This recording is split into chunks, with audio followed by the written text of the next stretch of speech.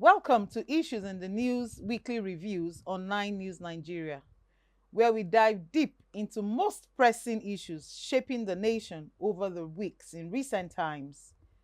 We bring you stories that are making the headlines and sparking intense debate across the country. Sit tight and let us explore some key topics that have got Nigerians talking and asking questions.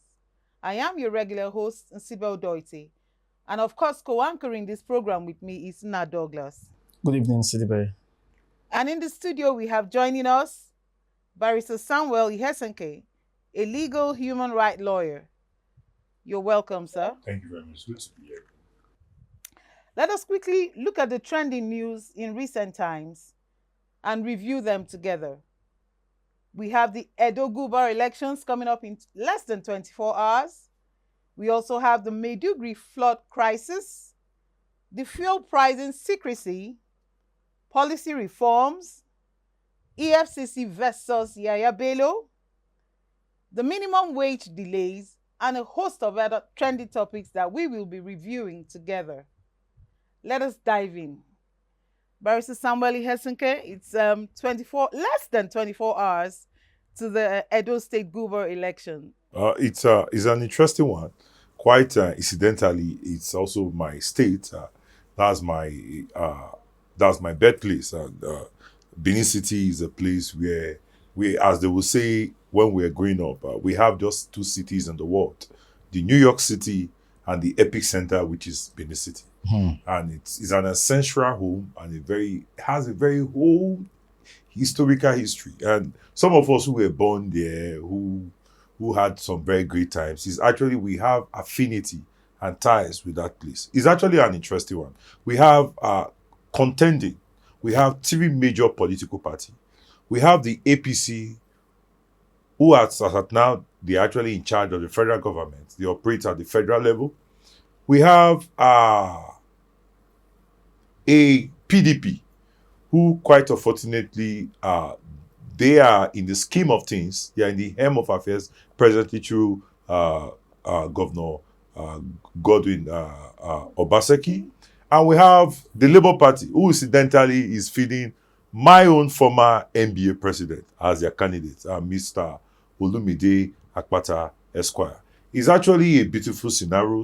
All the candidates fairly, we have for the APC, we have Senator Monday Okpebolo, alongside a very strategic two-timer at the House of Rep, running as his deputy governor in the person of Right Honorable Dennis Idosa.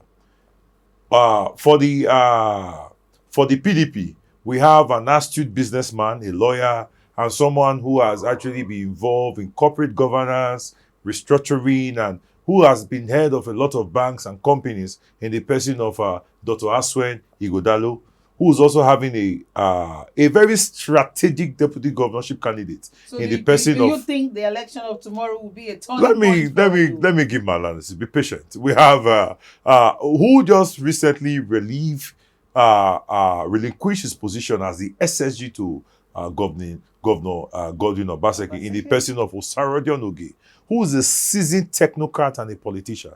He's a grassroots politician from the local area where I grew up, then in Benin, called the Bubaoka local government. Then we have the Labour Party, as I said, who's feeding the former, probably what's not really a newcomer to politics, because politics is an evolutionary process. But I think this is the first time he's giving his whole bite to a real sensitive political position, the number one position of Edo State, in the person of Olumide Akpata. He's also feeding a lawyer too, and also a very eminently qualified son in the person of Kadiri SAN. So it's actually interesting. The odds are on each person, but I can tell you categorically that the PDP they've not had it fairly when it comes to the minds. You know, in the recent times, the people that actually make up the PDP, I think they are dissatisfied with the governance style of Godwin Obaseki. We have a lot of persons who have since trooped in to the APC. Just recently, a former senatorial aspirant and a former senator at the National Assembly, Senator Francis Alamikina, he has decamped to the APC. We have a throne of a whole lot of persons. It's a political defection tsunami in Edo State. They are all tripping to the APC. And you know, the APC also too, they seems to have an edge. I think in the coming days, they have gained so much momentum in Edo State that the governor refused to sign the peace accord championed by the former president of Nigeria, Abdul Salam Abubakar. I think there are reservations being expressed by the governor that the election might not be free and fair. But I think that allegation for now is unfounded. And also too, the governor openly through the PDP state chairman actually accused the IGP of being partisan in this present Edo State governorship election. And I don't think, and also too, the Edo State Security Network organization who are in charge of internal security, who the State House Assembly purportedly enacted the law for them to operate. The IG has since disbanded them and prescribed them not to operate again in Edo State. Okay, we're coming to that. Yeah. So it's an interesting one. But as I said before, I think the odds are in the favor of the APC. Sincerely are we expecting war? Because no, we will not see. News has it that over 35 policemen have been deployed to Edo State. Are we expecting war? 35,000, yes. Yeah, I don't expect war. The Benis are the Edolites. They are naturally a very peaceful people. What I can tell you categorically, and I can tell my brothers over there, it's not a do or die affair. Now we're talking about Edo State. It's a very peculiar state. Yes, and everything about it is interesting. Now, a whole lot of drama has been happening in the state politically. You know, the two contending parties like the APC and the PDP. You see a whole lot of insults. That their campaigns not based on issues. I think, don't you think it's a problem in our political life in the country? It's actually a general problem. It's politicians can go beyond the bets in trying to outdo the other opponent. It's quite unfortunate that that is where we find ourselves in our political sphere. But Edo State is a very peculiar state. I know it's a state. One thing with an Edo man, he will resist an intimidation and a external intimidation of any kind. It's one state that the will of the people always prevail their choice. But I think now the chemistry or the voices we've been hearing from the Edolites, some persons are actually expressing disaffection with the PDP governors. And being non-partisan here, and being neutral. There are a lot of sentiments. Because I personally, I'm not a lover of the All Progressive Congress. But there's a lot of disfaction. They are not happy with the style of governance of Governor Godwin Obaseki, and is affecting his candidates. There are a lot of things against him. But Godwin Obaseki is outgoing. Yeah, he's outgoing, but some people feel that the candidate is his anointed son. You know, this Edo State is so peculiar. This is the only state whereby the deputy governorship candidate that started with the governor is no longer with the governor. Apart from the story of Yaya Bello and his ex-wife, we have not heard that scenario in our political scene. Presently, the governor is locked in a legal battle with the deputy governor.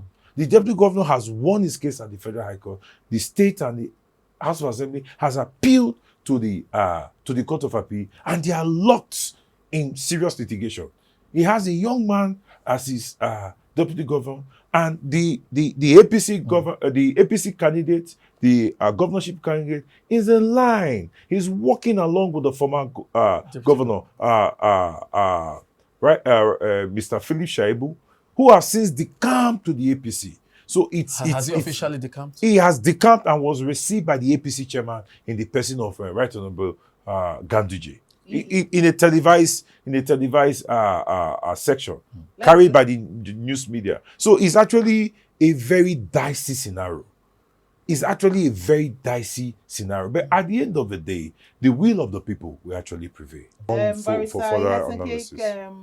Let us quickly delve in and look at the federal government's seemingly unwillingness to disclose the price of the price NMPCL is buying fuel from Dangote? Does this suggest that they're hiding something from Nigerians? Well, see, the problem with that scenario, it's we Nigerians, we are tired. We don't you know, this is the first time there's what we call corporate accountability. There are some schemes, and it's very unfair to Nigeria that at this stage we'll be talking about private refineries and Nigeria still go and export fuel. And what is more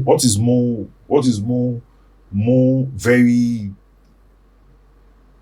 strange is that for a fuel supposedly Dangote who's coming into is that high. So I really don't know where we are heading to. I really don't know where we're heading to. But I think the government of the day and the NNPCL, they owe the people a kind of responsibility. They owe the people a kind of responsibility to actually let Nigerians know what is actually the current state of this anomaly that has to do with regulation and price moderation. Now recently, there's this tug of war between the NNPCL Yes. and Dangote over pricing issues, over the fact that, the license, he has not been licensed to operate and all that. A lot of embarrassing statement that even Dangote and his management issued a statement on this issue. And before you know it, so many things that Nigerians, the transparency is not there and all that. And of course, Nigerians too, they said they have, or the motorists, they have to be blamed on some issues where the CNG... I don't, the fallout of a government or a policy that is not effective, they tend to blame the citizens who are the receiving end of these their draconian steps. But what would you say about the fact that, this conversion of vehicles to CNG, but you see that motorists, commercial... In how many 1 million people have you seen, in that 1 million people, one person using a CNG? But there are testimonies online. There are testimonies online are they physically ascertained? And that the government we are in Abuja now. We are in Abuja now. Where do we see that thing being done? Where can you tell us the place where it is being done? The first time I heard it was the president's reaction to the end governors' protest. The president's reaction to the end governors' protest, where the president reacted that there will be CNG provided for citizens at affordable rates. But where is that being done presently in Abuja? We are all here in Abuja. You guys are journalists. Where is it done? Where is it being done in neighboring Nasarawa or Benue? These are the questions. These are the sincere questions. There are no answers to these things. And there are reports that... And I keep saying we cannot continue like this. We cannot continue like this. We need more responsibility other than this. I've left the chair of criticism of the governmental policies. And what I demand from them is just a little accountability. We are not asking for too much. Just be a little bit more responsible to the people and let them actually have the factual narrative of some of this stuff. It has to do with It has to do with proper communication. I saw a supporter of the APC, this comedian, Sheyi Law, actually say one of the basic problem of this APC administration is lack of adequate PR and communication as to their policies to the people. There is a disconnect between the people and what these guys are trying to do. And no man is an island. Are you rightly saying that his aides are not doing what they're supposed to do? Not really his aid. The implementation of these governmental policies or strategies to alleviate, because a lot of homes are going through tough times. So how do you think they can get it right? They need to improve their accountability. They need to accept first. They need to, first of all, accept first, then improve on it. But as we are not in the know as to what they are doing. We cannot just keep talking on this platform. We keep talking, but things keep getting worse every day. We need more proactiveness from the government of the day and the handlers and the people in charge of this implementation policy. But one would think that with the coming of Dangote being a Nigerian thing, I think the prices would have been crashed since there's not been refined products are not being imported into the country. That Dangote's coming into the country, refining in Nigeria will make everything, So what is the interest of government in this? Well, one of the things that tries very much in Nigeria is monopoly. I don't want to go into the details. This NNPC, I don't want to go into some issues.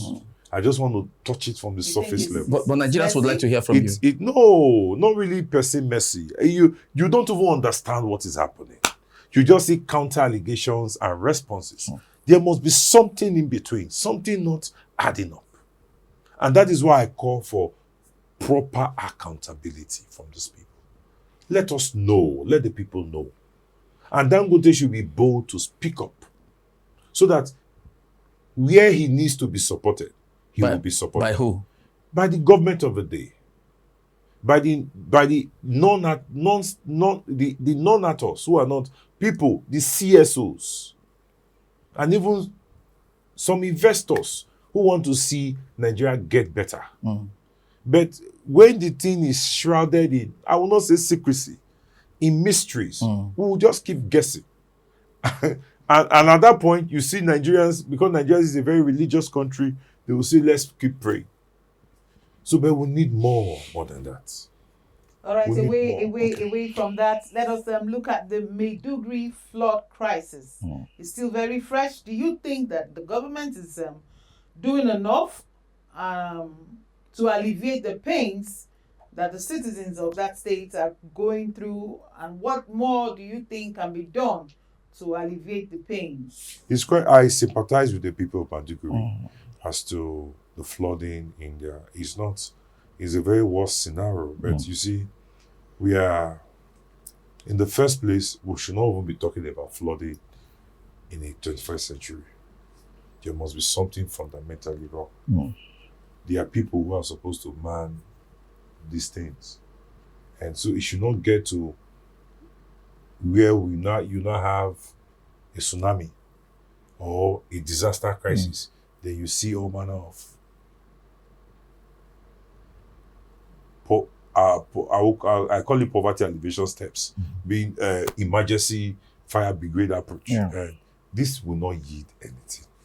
Let's find a long-lasting. It still comes down to the issue I raised before: accountability. Barrister IHENSEKHIEN, yes. A lot. Taking a look at Borno State, yes, a lot has been happening there since the disaster. And the strange thing about the Borno issue generally, there are so many allegations. There are counter allegations. Some people have raised eyebrows. But my own thing is, let there be accountability. It's an APC control state. Yes, you could also recall. Yes. During the COVID-19 period. Yes. A lot of money came from stakeholders and all that. Now, the latest report we are getting is that over 17 billion naira has been given as donations from individuals, from institutions and all that. Now, do you think that those money will trickle down to the victim that has been affected by this flooding and all that? Because I think Nigerians are still asking questions. The funny thing is that you ask this question, you also have the answer. Do you also think that money will get down to the lowest people? For me, my personal opinion is I don't think so. I'm not saying somebody is going to eat it or squander it, but I don't think it will get to the poorest of the poor and those people in the IDPs now. I don't think so. That is the same thing that has to do with accountability, trust, and implementation. If we don't get these three things dotted, we are wasting our time. We'll keep just burning fires without production. In a program like this, having an opportunity to send a message to the governor, what would be your advice to him? My simple message to the governor, I sympathize with him. But there should be consequence for some government. And to the victims who are mostly affected by this. If anybody has run foul of, let's say, the civil service rules, or has caused some these things, I don't think these things do not happen in other countries of the world. It is always peculiar to Nigeria. So there is something fundamentally wrong. I'm not in Borno. I would have loved to have on the spot assessment and hear from the people and actually know. But I know something is not right somewhere. But Barrister, flooding happens even in developed countries. But this is the first time in my entire life I'm hearing flooding happen in Maiduguri. I've seen it happen in Kogi State, I think for the last 12 years. Yes, I'm being fair to you, or 14 years. These things are not, they are not, Nigeria is not like some other countries where tsunami or any other thing can just, it's a breakdown of some facilities over time. I think the dysfunctional facilities. The report we got was that it was triggered by the collapse of a Lao Dam in Maiduguri. So it wasn't just the natural. So for that dam to have collapsed, what would have cost it? And are you telling me the assessors and the people in charge did not see that thing coming?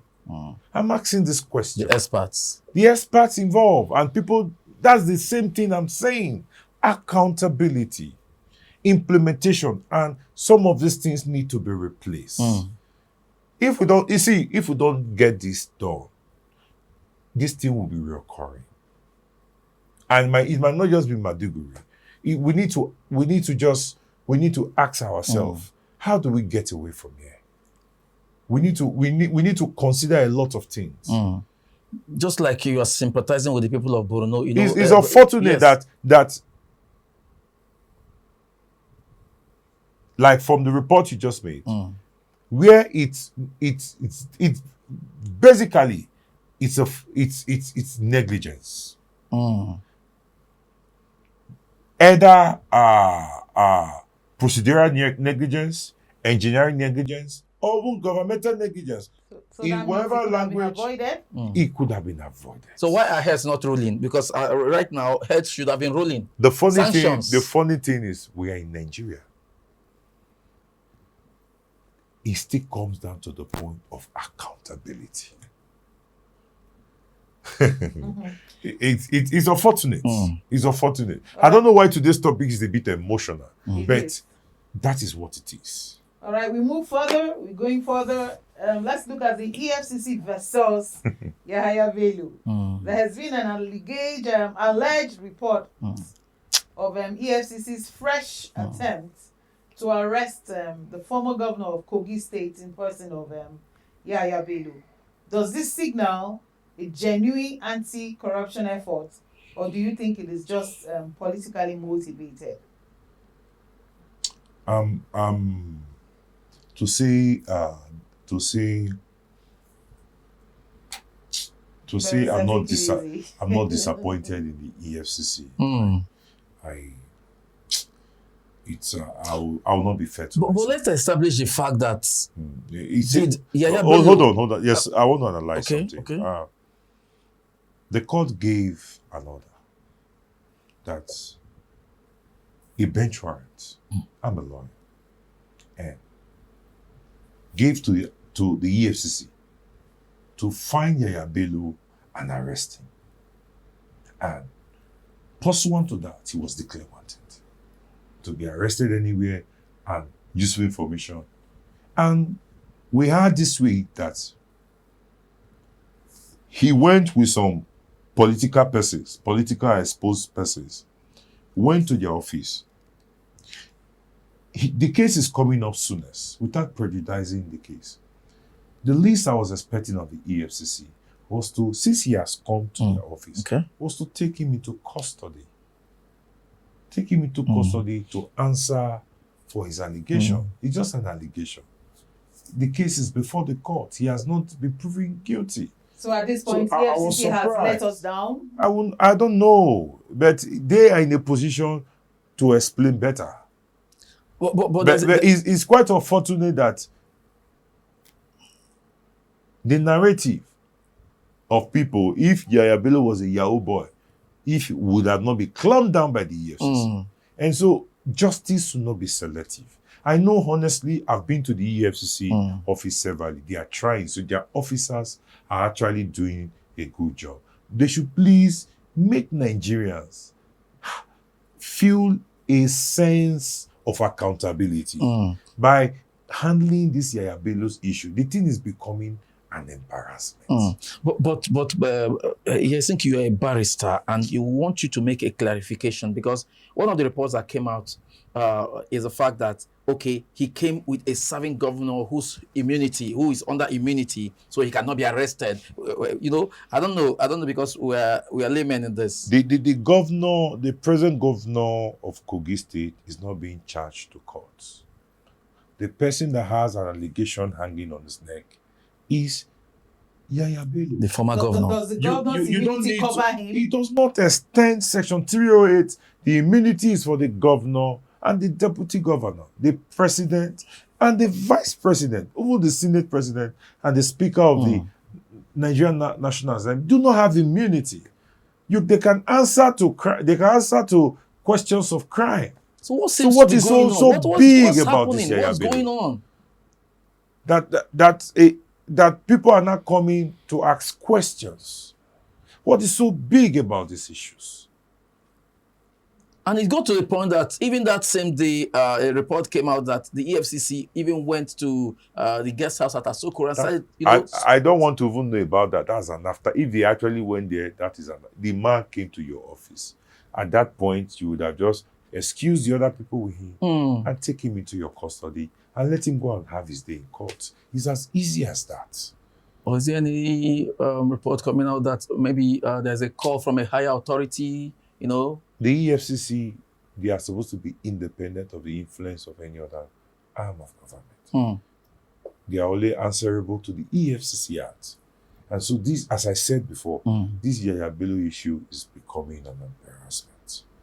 If they are withdrawing the charges against him and they want him to go as a free man, allow him go as a free man. But if they are serious and taking proactiveness as to anti-corruption, they should stand tall and do something. At this point, what should the EFCC do right now as we speak? We are not in a position to advise them. They are guided by the EFCC Act. They should do what they need to do. So EFCC, we are watching and hoping that you do the right thing. Away from that again, the Senate is about to pass a bill establishing the Local Government Electoral Commission. This means that the local governments will no longer be at the mercy of state governors. Is this a step in the right direction? Do you think that I've always canvassed for local government autonomy at any level. Quite unfortunately, is one place in my early life I started when I was as a young man. I was a chief press secretary. I was a press aide to a local government chairman. My eyes saw a lot of things, and the local government, they are at the whims and caprices of the executive of each state, and it's quite unfortunate. Sometimes the allocation do not even come to them. There's most governors have what they have, this joint account, and where they appropriate and disappropriate the money ordinary that should come to this local government. And the local government is these are the local council. They are very closest to the people, the ordinary people. It's quite unfortunate that we have gone this low in Nigeria. It's a good step in the right direction. If they still, because I heard that even some local government chairman, they are not even happy with the Supreme Court judgment. Yes, I think Oyo State. Specifically yes. Oyo State. And they said they have problem with the interpretation and implementation of that Supreme Court. Do you even have a right to negotiate a Supreme Court judgment that is binding on everybody in Nigeria? Can you negotiate a Supreme Court judgment? I don't know what is wrong with our political class. But do you think they did that willfully, or there's an arrangement? No, that is what I'm saying. I don't know what is wrong with our political. The Supreme Court has given a judgment, and they have even helped us by saying the local government have a structure 4 years. 4 years. And you find out one of the most charade elections you have in Nigeria is the local government elections done by some state electoral bodies, whereby if you have 300 seats, the leading party of the day will win the 300 seats. which kind of abracadabra is that? So at least this is a step in the right direction. I fully support it. And I want the way the other elections are being conducted by INEC, I want it, let's try and move towards that direction. Let there be a constitutional review. It's been taken around the state and incorporated into the state local government, each state local government electoral laws, so that INEC, I feel to some level, we can give them a little bit of credibility, just a little bit of it, so that they can come and conduct these elections for the local. The truth is that if you are not in the good books of the governor, we have a peculiar one, the River State scenario. The governor is having a hard time actually getting the PDP ticket. He's also having a hard time actually getting the APC ticket. He has told his party to go and run in APP. So you mean in River State right now, not that we're digressing from the main issue, but the River State right now, there's a lot of forces against the sitting governor. Is that what you're trying to say? I don't want to go to those. The River State issue is a bit very complicated. But you see, the point I'm making is that if the local government is well structured, you can contest in any political party. If you have the people's vote, you can win. But it's not well structured at the moment. But they are the mercy of the governor. But Boris, there's a problem here, and that problem needs solution. Now, Supreme Court has issued a judgment on this local government autonomy, but a lot of people are saying this judgment is just the implementation will just be on paper and not, you don't say the Supreme Court judgment is the implementation process. It's binding on even the president, and it's supposed to be implemented by the Attorney General. What disobedience of court processes? The truth is about it might take a little bit till it die. That judgment will be complied with. We will have a failed system if that judgment of the Supreme Court is ignored. It will be complied with. I can assure you of that. Okay. All right. There's this also trending news about the minimum wage delay. Why is the implementation of the new minimum wage moving at snail speed? Unlike the jet speed with which the national anthem change took place. The thing is, I think the bulk of that call stopped on the front decks of the Nigeria Labour Congress and the TUC. They represent the workers. We would have expected that it would. If they cannot get it right with the government of the day, what would the ordinary people and some of us who are in the studio, what can we do? In trying times like this, they should take it up with the government. But you have seen in recent cases the diversion of attention of the NLC by the state actors and all that, accusing him of financing terrorism. The NLC, have they been fair to themselves? The leadership of the NLC. How many times, when a dog has finally, a local proverb has made mockery of himself to a rat will keep dancing, keep coming out from his hole or where he's hiding, because he knows the dog cannot do him anything. How many times have NLC called for strike and they on their own call it off and they give flimsy excuse? How many times have they taken direction and steps on how to get workers' welfare better, and they themselves, they are not a serious organization. I don't take the NLC as very serious. The present NLC, I don't recognize them in any sphere. It's unfortunate the president is going through what he's going through, but I think it is karma for him. He has not been sincere. He has not been sincere, not really transparency, but he's sincere in his implementation of policies. The NLC is supposed to advance for a better cause. I'm not in NLC. I'm not their council. I don't have anything. I'm talking as in Nigeria. But the workers have not called him out. No, none of the workers have called him out. That is their problem. So who are we to ask for the implementation? If they feel satisfied with the present scheme of things, Okbari, as they say, that is their cup of tea. Gentlemen, we need to wrap up here. It is at this point that we need to draw the curtains, our esteemed viewers. Thank you for being with us on today's issue of the weekly review on 9 News Nigeria. As these stories continue to unfold, we remain committed to providing you with insightful and factual reports. Do well to hit the like buttons and leave a comment on our social media handles displayed below the screens there. Until we come your way next time, my name is Nsiru Doite. Stay informed and stay engaged. Thank you.